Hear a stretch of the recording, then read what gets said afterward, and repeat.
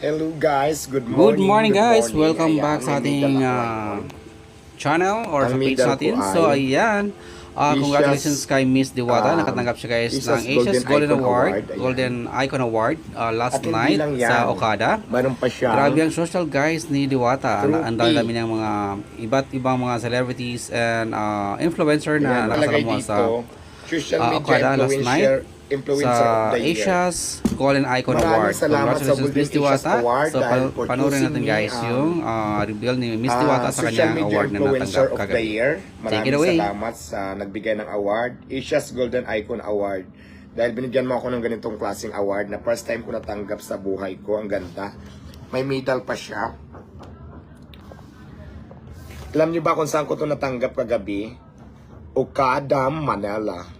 Dito sa Okada, Diyos ko, napakaganda at napakasosyal. Tapos ang mga kasama